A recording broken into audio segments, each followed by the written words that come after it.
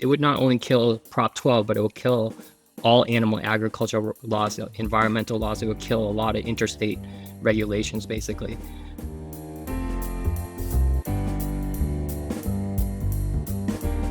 Welcome to the Our Hen House interview. I'm so excited about this week's interview. I am Mariann Sullivan, and we're going to be talking about legislation about farmed animals, which is pretty hard to get. And we're going to be talking both about how you get it and how you fight it, depending on what the legislation is trying to do.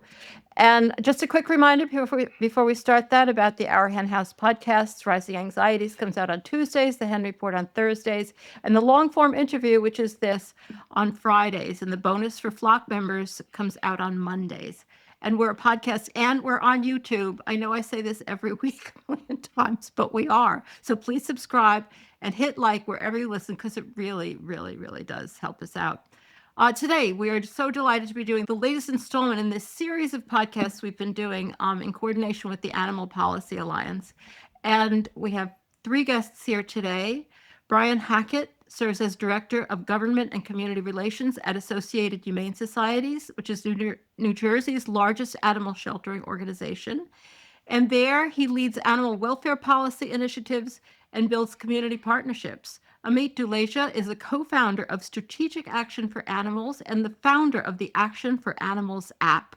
And he has been a full-time grassroots advocate for the past 2 years, working to drive collective action in San Diego to fight animal exploitation through grassroots campaigns for systemic change. And Hannah Truxell is an attorney and senior policy counsel with the Humane League. She, of course, has been on before with our previous Animal Policy Alliance interviews, and she leads a team of researchers who focus on providing support. This is part of the Humane League, providing support for people who are working on state, federal, and local policy, doing research, drafting model legislation, and legislative and campaign strategy. And I'm so excited to hear about how we're doing with crate bans, because we've been working on them for 20 years, I think, and it never, ever ends. And we never, ever win, but we certainly haven't lost yet. Welcome to all of you. Amit, maybe we can start with you. I know the campaign you are here to talk about is ongoing. And I think most of our listeners have some idea of what the EATS Act is, or whatever the hell they're talking. They keep introducing this act into Congress and they keep calling it different things, but it's basically the same thing. But can you take a little bit of a daunting task of just summarizing this whole thing for us? The crate bans that went into effect in California, and then how the industry is trying to undo it with this legislation. Yeah. So the Prop 12, which was passed, I think, in 2018 in California, gave minimal space requirements for veal calves, cage hens, and also the pigs, basically, who are in gestation crates. So that was passed in 2018, and I think 2024 it became law in California. And ever since they passed in 2018, the pork industry has been trying to kill it basically ever since. So it passed it two times. They tried to go to the Supreme Court. Supreme Court voted in favor of Prop 12. They've been trying to kill the EATS Act since, and then the latest incarnation again is to try to kill it by attaching it to the Farm Bill. So the Farm Bill expired, I think, in 2024. It got extended to 2025 and till September 30th. So they've been trying to attach this to the Farm Bill. So what Prop 12 did was basically it governed interstate regulation, basically. So the current EATS Act is trying to kill those regulations, basically. So that's where it is right now, and they're trying to attach it. That's what we've been fighting. I don't know if I made that. It was a long-winded answer, but hopefully that's clear. Yeah, I hope it's clear. I mean, it was crystal clear to me, but of course, I know about it. I think probably most of our listeners know a lot about it too. It is very confusing, though. This is no shade on you. It's confusing, and I'm sure that's one of the goals, is that just to make this very as complicated as possible, so that people really think they can understand it. But yeah, I think you did a great job. Hannah, do you want to add anything to that, like from a national point of view, like whether this is a Humane League and an Animal Policy Alliance cause that's one of your most important focuses? Yeah, absolutely. So working to defend the cage-free laws like Proposition 12 and Massachusetts Question 3 are integral to the work of the Humane League. We worked really hard with staff and volunteers and supporters in those states to pass those ballot initiatives. Um, they had strong support from voters in those states. And so it's very important to us that these laws continue to stand. And it's very important that we engage our APA members on this particular issue. As you've heard in other podcast episodes, you know, our APA members focus a lot on their own states and their cities. But the particular issue here around the Farm Bill is that we're able to unite our APA members around one issue, and that is working to keep bad, what we call eats language or anti-Prop 12 language out of the Farm Bill, and ensure that no standalone bill passes that would undo these laws like Proposition 12 or Question 3. So it's a key goal of ours, and it's really an issue that has ignited our supporter base and our APA members as well. Now, Brian, from my understanding, New Jersey does not have a sales ban, which means that there is a crate ban, and that's something we really want to get into detail with you, because I know the fight to pass that crate ban in New Jersey was epic and went on and on and on and on, and you finally pulled it off. But since it doesn't have a sales ban, would you say in the future that's going to be one of your goals? And it even though that's not going on right now for New Jersey, it's something that could happen in the future. I would love to see it, and I think anything is possible. I think from a strategic reason why it was not included in the New Jersey legislation the way it was in California and Massachusetts, that there was the production piece, which was the confinement, and then there was the sales piece, which was not allowing the sale of the products from any place within that state that the animals were cruelly confined.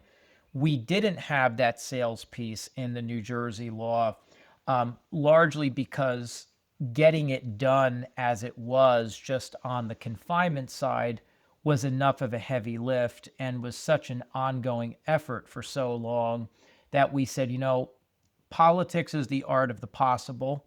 Let's get done what we can get done. This has dragged on for over a decade now, which is just ridiculous. And probably a lot of your followers, you know, are aware of, you know, Governor Christie making the late night talk shows and it kind of almost becoming somewhat of a joke. And fast forward, thanks to the wonderful coalition that we had put together, we finally got it done. And we got a little creative with it. The original law, or the original bill, I should say, only included pigs. We expanded it to veal. And so it's no cruel confinement on field calves or mother pigs. And it finally got done. And it was a little unconventional how it got done, but it got done and it was just on the production side. So I do hope that some point in the future we can expand it to hens as well and cage-free eggs as well as the sales side. Well, we'll see what happens today on Tuesday, November 4th, with state elections, you know, with New Jersey being one of the two states with a gubernatorial contest on the ballot today, which will really determine a lot of what can happen for animals in the next 4 years. Yeah, what can happen for a whole lot of things. We are recording this, by the way, on election day. So we're Yes. all a little tense, just so you know.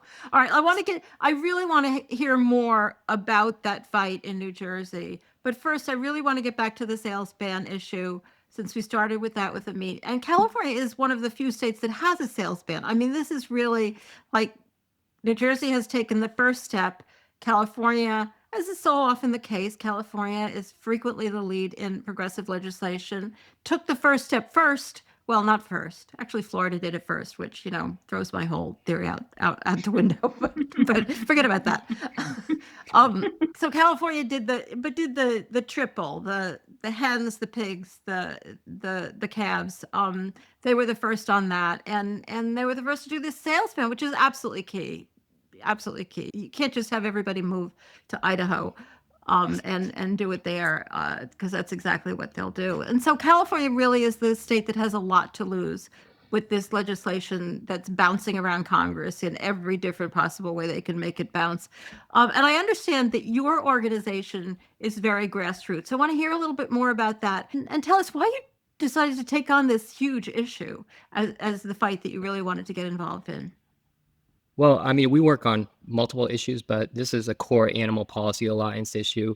And specifically for me, I think this would have crazy, like, because it would not only kill Prop 12, but it will kill all animal agriculture laws, environmental laws. It would kill a lot of interstate regulations, basically. So if you're going to focus on a fight, we need to be all coordinated. The very few amount of animal activists we have, we all need to be coordinated to make sure that this doesn't go through, because it's not just California. Obviously, it's Massachusetts, but it's all states, basically. So I think you can imagine we have a foie gras ban here in California. And with this legislation, that would kill that as well, basically. So there's Yeah, a I think lot it's of something issues. that many people don't appreciate, that it's not just about the sales ban on of these products, but it would cover all sorts of. They kind of had to do that in order to make it seem like they weren't just going after this one little law, but as a result, they could really undermine an enormous amount of progressive legislation, couldn't they? Right. There's a Harvard study that probably Hannah can talk about in the future, but it has a list of all the laws, and it's not just covering these couple of things that we're talking about, but it's a huge list of laws that would be undermined by this across the country, basically. So it's a big fight. That's why we should all be focused on trying to get this killed, basically. So what was your first step? Like, what was all right, there you are. You have a small grassroots organization, from what I understand. Is it local in San Diego? Yeah, And it's local. and so how do you, I think this is perhaps the most important question I'll ask today, because we want other people to think about doing this sort of thing. What's your first, what do you do? Like, all right, this is terrible. Now what do I do about it? Yeah, so I mean, as part of the Animal Policy Alliance, from my perspective, we should be focused on trying to get the reps in San Diego, trying to get the reps in San Diego County, and California to be basically against killing this law. So that would be one thing, which is create a meeting with your congressman, if you can, and talk to them and see where they are at, and then see where your county congressmen are, where your California senators are, basically, and try to work with them, try to set up meetings and tell them that, hey, you don't want this thing. Have your people who are part of your grassroots call these people and tell them, look, we're really against this law. So that would be the first thing. The second thing would be. Can I just interrupt you for a second? And Yeah. because you mentioned going to your state, the representatives in your state legislature as well, even though this is federal legislation? Not state legislation, but your senators, basically. Oh, Your okay, two senators. okay. Yeah, that's what I meant. So yeah, so your local congressmen, and then also your senators, basically. So that's the first step. And I personally met with Scott Peters' staff, and then Hannah and I met with one of the Democratic congressmen, who was the only Democrat in the state who was not coming out publicly saying that they're against this. So we did meet with Representative Gray, and try to convince him that, hey, you guys need to be against this, and you need to be publicly voicing your opposition for this. I can go on more, but that would be step one. I know I would like to ask about their response. I mean, I know that, you go talk to legislators, and this is one of the, I'm sure Hannah will agree, one of the biggest misperceptions that people have is the fear that they won't be nice to you. They'll always be nice to you. It would be really hard to believe they're not going to be nice to you. But do you actually get any? I mean, were they open to your arguments, or were they just rolling their eyes? What kind of reaction did you get? So some of them are, they have been in the past. So Hannah and team have created a nice list of because this has been going on for a while, right? This is not the first time. So they have a nice list of who's been for it and who's been against it. So obviously my congressman is Scott Peters. So I know in the past he's been supportive of us, basically. So it wasn't like a heavy lift. They were just basically like, hey, we are against this Eats Act. So it's not a heavy lift for that. But we do have, for example, our San Diego County, we have most of our representatives are Democratic, and it's not a partisan. There are Republicans who are against this as well, but all of our Democratic congressmen have come out against it, and we have one Republican who is probably against us, basically. So we've been now working on him and trying to get members to try to call him and see if we can turn him, basically. So- This is a totally unfair question, but my understanding of what's going on in Washington is it's completely paralyzed and it's like nothing happens, and we have no idea what's going on, and we're falling to pieces. Like, how do you do this and stay serious about your issue in the context of this crazy time that we're living through? Are they listening about animals? Absolutely. I mean, listening to what Amit is saying is, I called every single congressional office for the New Jersey delegation in regards to being opposed to the Eats Act, which is what we're all talking about here, and being engaged. And so there's 3 Democrats and 3 Republicans and 9 Democrats. I was going to for say, the- what happened in New Jersey? the New Jersey delegation. But what's interesting is every single office I spoke with thanked me for reminding them about the issue. And they immediately, I mean, some of them, it was the same day I got a call back and they said, Congresswoman so-and-so has signed on to the Anti-Eats Act letter. Thank you very much. Now, I'm not a particularly important person, but it sometimes takes just 1 or 2 phone calls from constituents. And it's even better if you can say you represent an organization that is in the district or in the state. And, these people are so busy. There's so many things on their plate that, we had prior signers onto Anti-Eats Act letters that their staff said, oh, thank you for the reminder. Yeah, the congressman's going to get right on it. And they just called down to the agriculture staffer and they get on the letter. And so it's don't underestimate how powerful one simple phone call can be. And then, don't overthink, that, you're going to be, they're going to be mad at you or they're not going to be receptive or any of that. Their jobs are to take your calls. Their jobs are to route these types of discussions. So in literally less than a week, between my calls and a couple other, people I reached out to call congressmen and congresswomen for New Jersey, all 12 signed on to the Anti-Eats Act letter. It would literally 5 or 6 days. And that's not, a testament to me. It's just a testament to how powerful a couple calls can be and how the staff needs to be reminded and how these Congress people are very busy and how, that little bit can make a huge difference. And so, you replicate that in New York, you replicate it in Delaware, you replicate it state by state by state.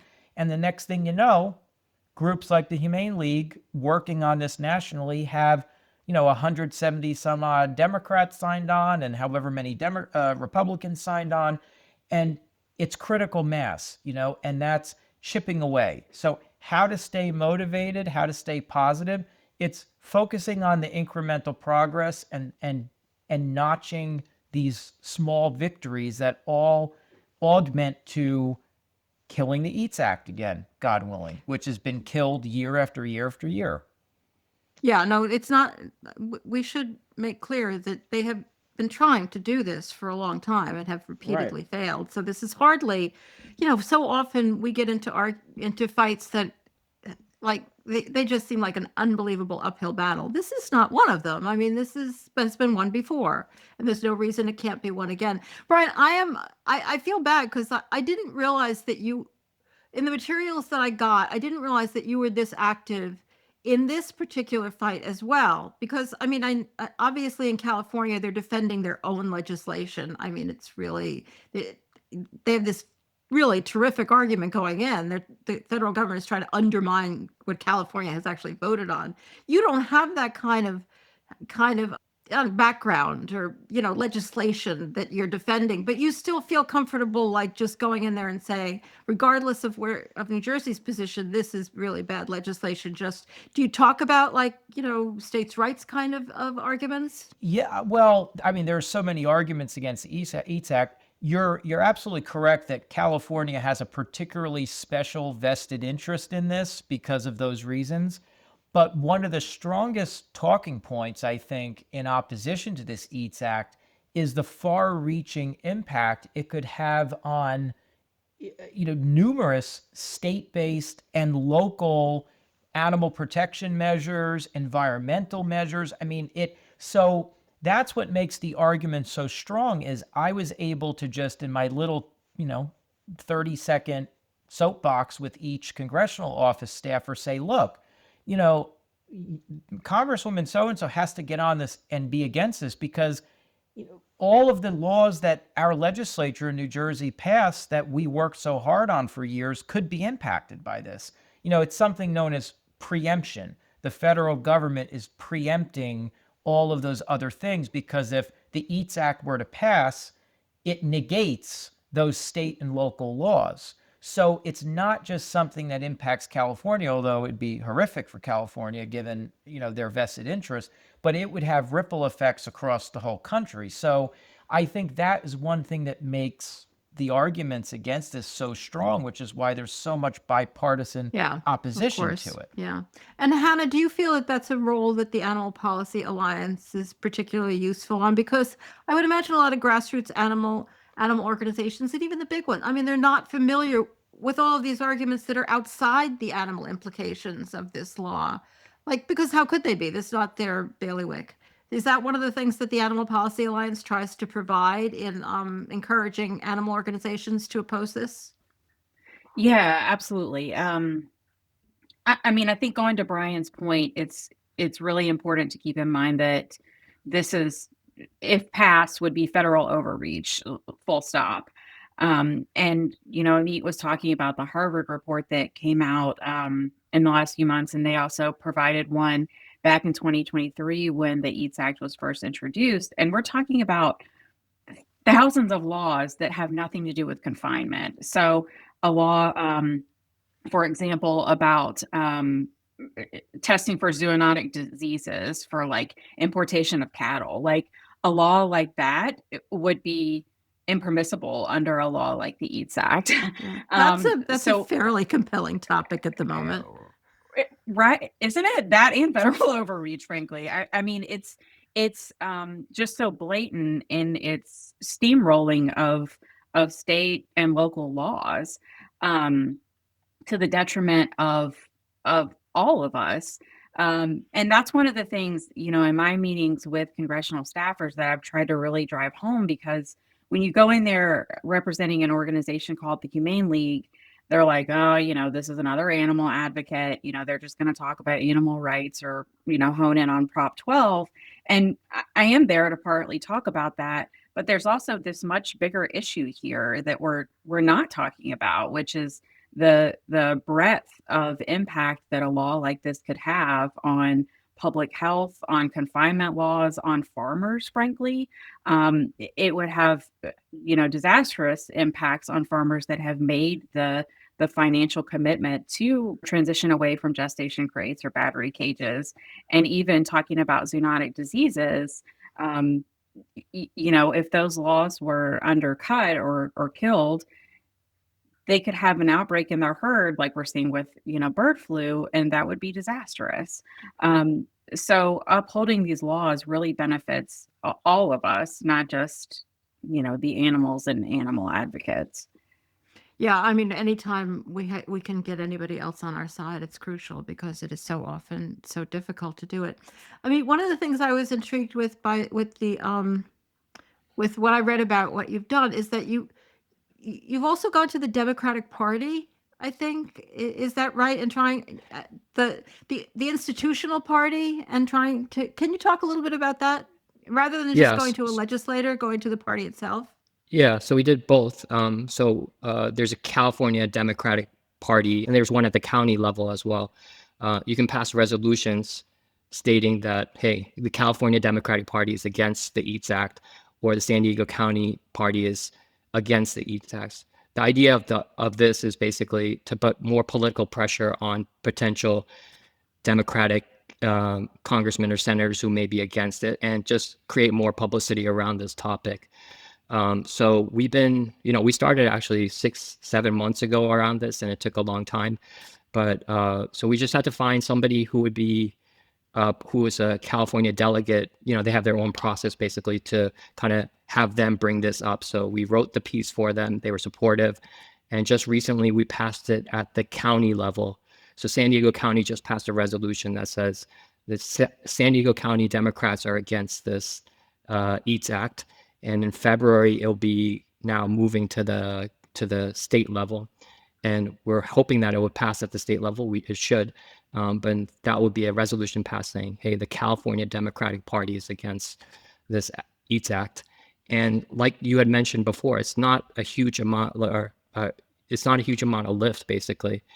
You just have to find the right person to bring this up and who's supportive, and that one person can bring it up.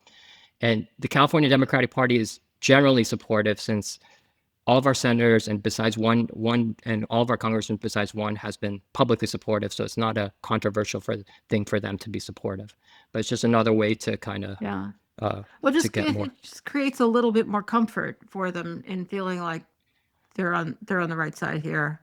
Because I mean, Correct. I don't know how legislators do it. They have special personalities that they can balance 492 things and pretend they're experts in all of them. But clearly, we know that could not be possible.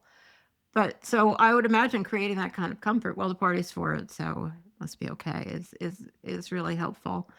All right, Brian. I had mentioned that I wanted to talk not just about the EATS Act fight with you, but also about the actual crate ban, because I think a lot of states have passed crate bans, but a lot of states have not. And it seems to be, as you were pointing out before, that's the first step. And then the next step is the next step for you is going to be chickens, clearly. And then after that, the next step is the sales ban. And that's how you actually change the industry in the country. And you, like, it was the fight of the century. I still remember, I won't use a bad word, but Chris Christie, who's not my favorite politician, I have to say.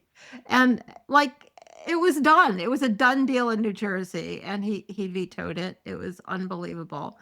So then you had to jump back in and start all over from the beginning after he took it out from under you. So tell us about that process. What kind of coalition were you working with? Who did you have to bring on board in order to get this through again and actually get it all the way through? And were there some unlikely allies there? Yeah, there was one very unlikely ally, actually. So, I think there were a lot of stop and goes, and there were a lot of discussions, I think, at least amongst some of the leaders of the very big coalition that was involved, about, we have to do something different here, because if we keep on doing the same thing, it's going to be another 10 years. And so, that's something with coalitions and campaigns, is if you're getting to a bottleneck for whatever reason, we have to be strategic and improvise and figure out changing the playing field, or else you're going to play on the same playing field and get nowhere. So the coalition was pretty vast. I mean, dozens and dozens of state, local, national animal protection organizations, environmental groups, animal shelters. I mean, you name it, it was part of the coalition. And as wonderful and as amazing as that coalition was, it wasn't moving the needle, not for any fault of our side or the coalition, but it was just political loggerheads. It was, we were up against the legislative calendar and a 2-year legislative session, and we were up against it was just like legislators just felt some legislators just said, we've been talking about this for 10 years. We this really just like really, like, do we have to even deal with this? So Well, you we were don't just have to keep talking about it. Just do it, and then you don't have to talk about it anymore. Well, exactly. And that's been my argument on a number of different animal rights bills that I've worked on. I mean, the shark fins was one. I mean, my argument on shark fins was, if Texas could do this, why can't New Jersey? But, but getting back to the confinement bill was what ultimately was the game changer. And I just want to provide the disclaimer that I am well aware in many states this would never happen because of the dynamics going on. But I think it's a testament to thinking outside the box and being willing to talk to very unlikely allies, or not allies per se, but unlikely potential partners with Bedfellows. getting something done. Bedfellows, right. Politics makes strange bedfellows. So I had presented, and Hannah, you may remember this because you were involved in the coalition on all those calls. But I had spoken with my coalition co-leader, and I said, do you think it's crazy for me to sit down with the New Jersey Farm Bureau? No one had ever talked to them before. And she said, you know what? We're at a logjam here. Nothing else is breaking the logjam. So it can't hurt. I mean, the worst that happens is you leave a meeting, you wasted an hour, and nothing gets accomplished, right? Or there's no change. So I kind of presented it to the coalition, and I wanted to make sure, there weren't any, glaring concerns or any opposition to this idea within our coalition. And so what I ended up doing was, long story short, I had known the lobbyist for the Farm Bureau from just being around the state capitol. And he's a nice guy. He's an honest person. Obviously, we disagree on a lot of things, but, okay. So it used to be in politics, you could sit down with people you disagree with, and that's kind of, I'm fine talking to people I can disagree with. And so we got together for a cup of coffee, and I literally sat down and I said, aren't you sick of working on this? Aren't you just sick and tired of dealing with this? And I said, what can we come to finally get this done? And this discussion blew me away because they had either gotten to the point, or they were fine with, or whatever thinking changed, where, there used to be a lot of opposition. And finally, their lobbyist just said to me, we're fine with a statutory ban on cruel confinement. We're there. We're fine with it. And I was like, what? What? Okay, so what strings are attached here? Where's the but? Where's the if? Where's the, and he said, look, we just are on the implementation side. We don't want the humane standards regulations in the Title 23, I believe, agricultural codes different. And the original legislation would tinker with all of that, which they didn't want tinkered with. So what we walked away from that meeting, without getting into too much of the nitty gritty, grainy, was that we were getting what we wanted, which was a statutory, in state statute, a legal ban, a law prohibiting the cruel confinement of veal calves and mother pigs. And then the question as far as implementation and oversight, well, we could compromise on that if it meant getting it done and getting a statutory prohibition. And so that is ultimately what happened. The Farm Bureau lobbyist and I, we worked together on language. We went to the Senate Environment Chairman, the committee chair, and he said, well, if you two are in agreement, I'll move the bill. And that's exactly what happened. And so I'm making it sound a little more simple than it was, but in the context of a nearly 13-year battle, a 13-year campaign, the fact that what finally got it done was sitting down with an unlikely bedfellow and having a conversation and seeing if something could be hashed out. I mean, look, we as animal rights activists and advocates, we want it all yesterday for animals, right? And if we could all wave a magic wand, we would do it and get it. Unfortunately, we're operating in a democratic system where there's give and take and there's opposition and compromise. So, what do we have to do to get the most that we can get and a victory for the animals without sacrificing things we can't sacrifice, right?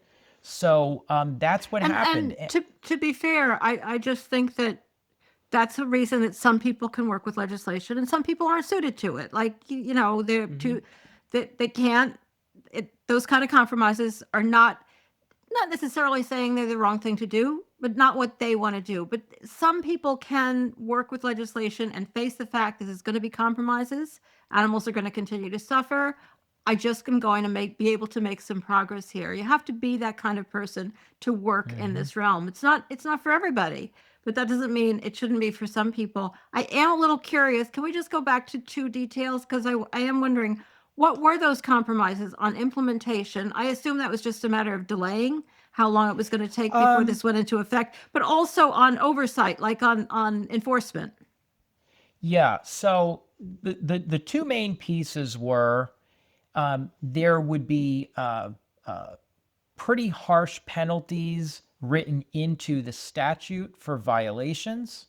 So that was altered in terms of the violations and the penalties provisions, which, we felt that was something we could compromise on. We're getting the ban. And if we want to tweak around the edges, is it this amount of fine or that amount of fine? Okay, whatever. There's still penalties and there's still fines. The other piece of it, which I wasn't particularly crazy about because I like, being able on any level of government, being able to do something for animals. But the original legislation had, it specifically allowed municipalities to go further, which, I don't know exactly how they would have gone further. I suppose there's ways they could have, but they didn't want a patchwork of, well, these 5 towns allow this amount of spacing and these 20 towns allow this amount of space. So they just wanted consistency in, having the state standard in the bill, in the statute, and not have municipalities have a patchwork of all different additional things, which again was something like, well, we weren't really working on local efforts anyway. So that was, ideally, yeah, we wouldn't have had it, but it wasn't really anything that impacted the overall effort. So we said, okay, we could give that away. And we still got everything we wanted. So has the law been fully implemented at this point? Or is it still being phased in?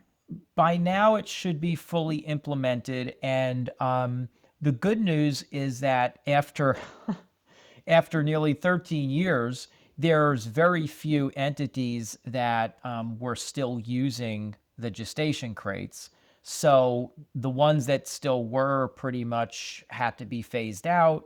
And of course, the benefit of passing the law was making sure that no new entity would be able to come in and open business and start using cruel confinement. So that's the benefit of passing the law. Even if you're in a state where there's not like producers, it's proactive and preventative. Well, the very first one was Florida, the gestation crate ban. And one of the reasons they chose Florida was because nobody was raising pigs in Florida. And that's why you can get it passed. And look what it has led to. You can hardly say that was a bad policy. I understand that the other reason that they chose Florida was there was somebody in Florida who was willing to give them $1 million. And so that they said, okay, we'll do Florida. That always helps for a campaign. Money talks. Well, all right. Not to bring up a painful subject, but I just can't I mean, it's our hen house, so I have to ask. So what about chickens? Because let's face it, New Jersey has a lot of chickens. Yeah. So, the chickens were never included, unfortunately, from the very start years ago when the whole effort started. And I think a part of the reason for that was because, to your point, it just started with gestation crates, right? And then then veal calves were added to some initiatives. So what are the numbers now? There's like a dozen that ban gestation crates. There's 11 that ban veal crates. I think, or it's around those numbers. So yes, the egg laying hens is a very big issue, and I think we're at the point where, thanks to all the amazing progress that's been made elsewhere, with working with the egg producers and the great work that, like, the Humane League and other national groups have done with the egg producers, I think we're at a point where the industry is, the legislation needs to catch up with where a majority of the industry is. And I think that's a very strong point to be making. Where we are now in the political world is, maybe 5 or 10 years ago, it would have been a much heavier lift. And that's maybe part of the reason it was left out. Let's just get gestation crates done. Let's get veal crates done. That incremental progress that's sometimes very painful for us because we want to do all of it yesterday. But I think where we're at with hens and eggs is it may even be an easier lift now than it would have ever been 5 or 10 years ago because of the progress in the industry. Well, it's an inspiring story, not only because there has been success, but because it was so hard won. I mean, this is not easy, but each time you have a victory, maybe the next one gets a little easier. I mean, one thing I wanted to ask you, which we're getting to the end and I haven't asked you yet, but I know that you have this app, and I assume that has to do with how you were gaining support and new supporters. Can you just tell us about it and how it works and how people can find out more about it? Yeah, so it's so in my previous life, I used to be in computer related field. You So can't we have, I mean, how old are you? I mean, you can't have that many. I'm not actually I'm asking actually you in my 40s. But Come so on. yeah, so Are you seriously? All right. Sorry. no, that's okay. I had you at about 25. Okay, yeah. Thank you though. But You yeah, also so look very young, Brian and Hannah. Well, if I take off this hat, then you probably know that I'm 40. But I don't know if you've heard of this app called 5Calls, but it's a app No, that but makes that it means super. nothing because I haven't Okay. heard of anything. Well, yeah. Well, it's this app that makes it super easy to call your Congress, like any of your federal representative, based on your location on progressive left-leaning issues, basically. So what I was trying to do is trying to get this EATS Act onto that app so that people can call on this who are not animal rights people. But that didn't go anywhere. So then I was like, okay, let me just build an app specifically for animal rights issues that would make it super easy. It would just have a list of issues. You put in your location, and it will find your federal, your city, and your state officials, and you can just click on the issue, read about it, and then easily call your representatives. Yeah. So just released an app. So thank you for giving me the plug here. But so what we're trying to do. Can you tell people where they can find it? So it's on the App Store or on the Play Store. It's called Actions for Animals. So you can search for it. The idea is, obviously, we're in kind of legislation policy. Our organization is mostly focused on that.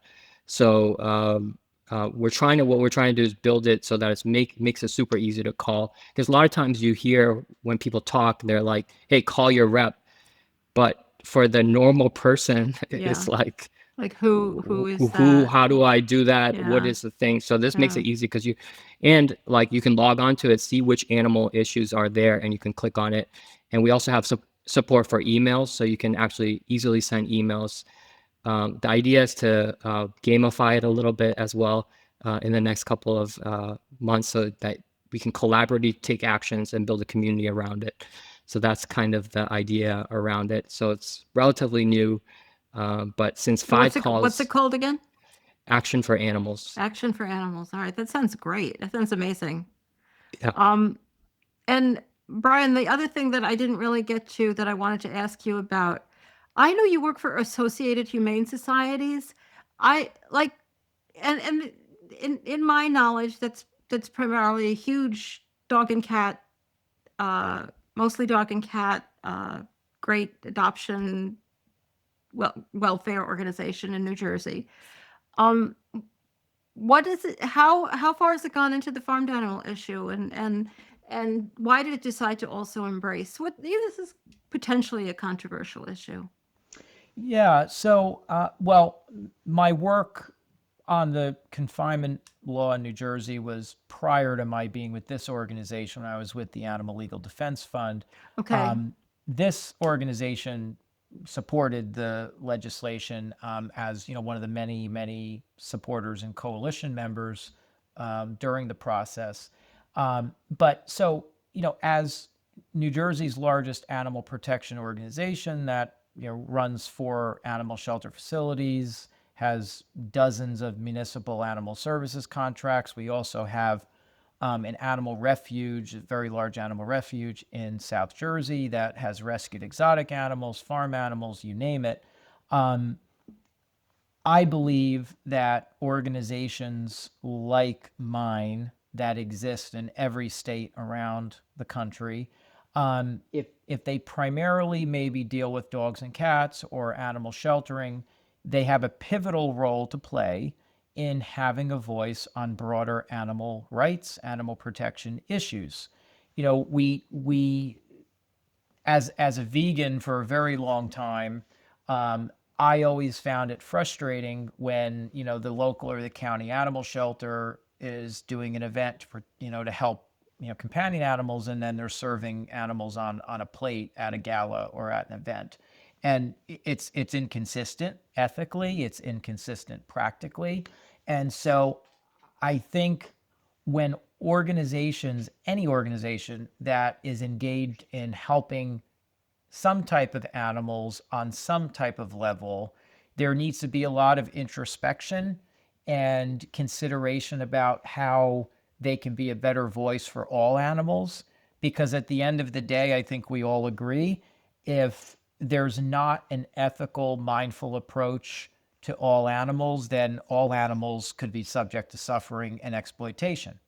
And that's a fact. And so I think, as a member of the APA with the Humane League, one of the reasons I wanted to be involved is to inspire and motivate these types of animal sheltering, animal welfare groups to make that transition into animal rights, because it's all tied together. And when I started in animal welfare, I remember there was a very large animal shelter organization in New Jersey whose executive director took positions on all sorts of animal legislation, wildlife, farm animals, cruelty, you name it.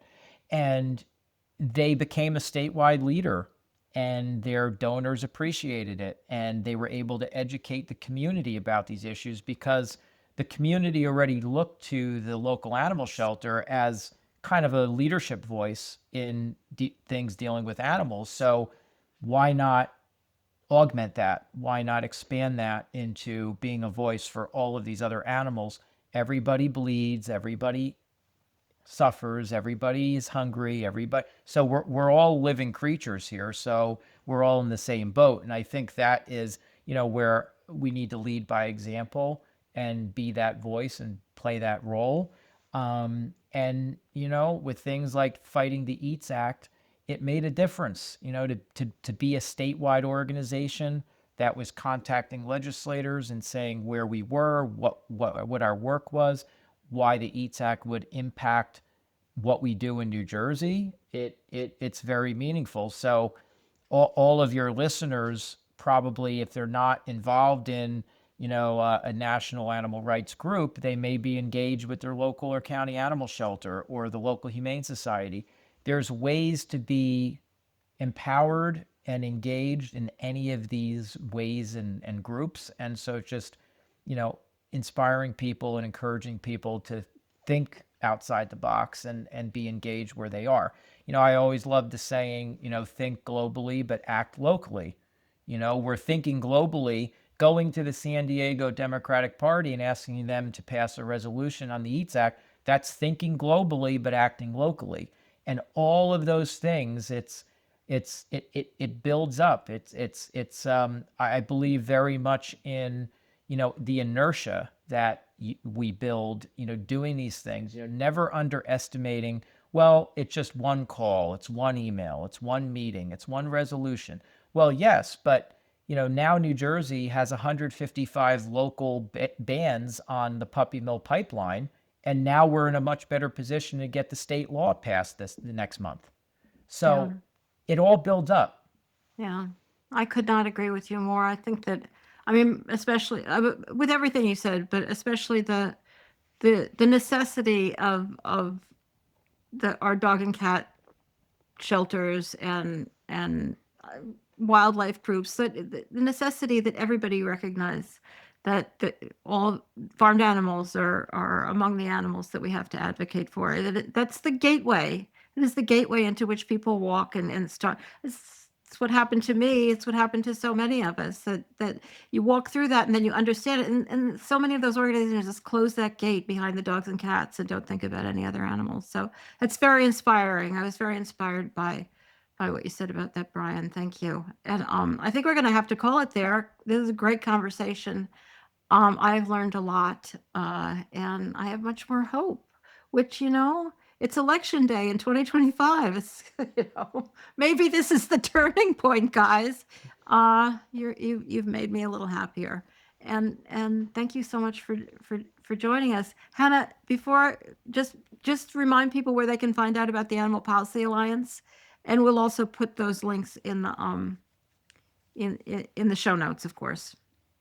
Yeah, so you can follow the Animal Policy Alliance at animalpolicyalliance.org.